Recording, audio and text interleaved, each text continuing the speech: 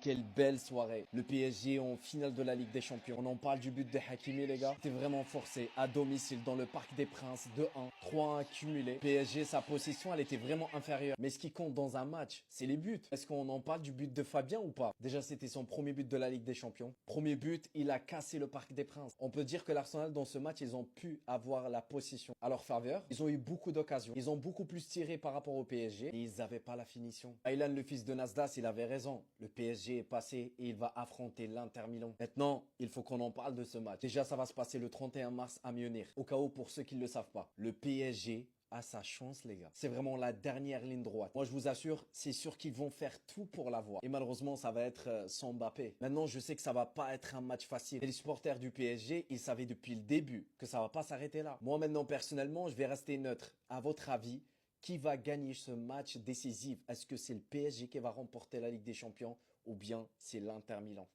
Je sais pas c'est quoi le pire ce soir entre être Marseillais et être Mbappé.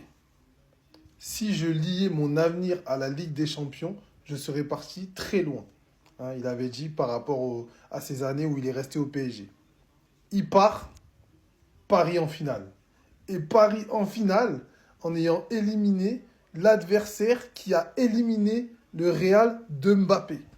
Et quand on voit le Arsenal de ce soir, j'ai l'impression qu'ils auraient pu jouer 7 heures, ils n'auraient pas marqué un but.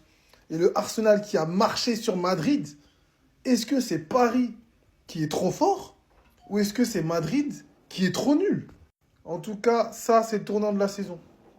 Depuis qu'il s'est pris une semelle, une crampon dans la joue droite, c'est un monstre ce mec Donnarumma. C'est trop.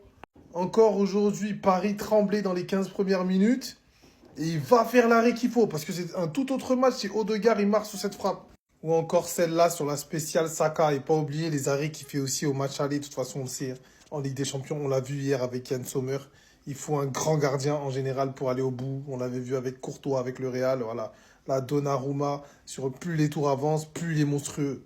La dernière fois que le Paris Saint-Germain était parti en finale, c'était en 2020 pendant la période Covid. 5 ans après, ils se requalifient, sachant que l'année dernière, ils sortent en demi face à Dortmund. Et on s'en souvient tous, les gars, de cette finale avec cet énorme boost de Kylian Mbappé, tout comme son autre boost face à Dortmund avec le PSG l'année dernière. Beaucoup de personnes ont enterré le Paris Saint-Germain cette saison, surtout après l'annonce du départ d'Mbappé. La finalité, les gars, c'est quoi? C'est que le Paris Saint-Germain joue beaucoup mieux, avec une équipe beaucoup plus soudée. On voit des joueurs qui s'expriment beaucoup mieux, et d'autres qui ont carrément pris la relève, comme Ousmane Dembélé, qui est pour l'instant l'un des prétendants au Ballon d'Or. Personne n'aurait imaginé ça après le départ d'Mbappé, personne. Et encore moins en Barcelonais concernant Dembélé. Sachant que ça n'avait pas forcément bien commencé, avec une victoire miraculeuse contre Girona, une défaite contre Arsenal, un match nul contre PSV, une défaite face à l'Atlético, une défaite face au Bayern, le réveil face à Salzbourg. Et la suite, je pense que vous la connaissez. Franchement les gars, c'est un gros parcours de Ligue des Champions pour le Paris Saint-Germain cette saison. Ce qui veut dire que s'ils vont au bout, après avoir souffert pendant tant d'années, franchement les gars, cette Ligue des Champions, elle serait totalement méritée. Pendant que de l'autre côté, Mbappé, qui rêve de la Ligue des Champions, lui et son équipe font une saison merdique, sachant que c'est cette même équipe qui avait gagné la LDC l'année dernière. Est-ce que vous pensez qu'il y a une coïncidence?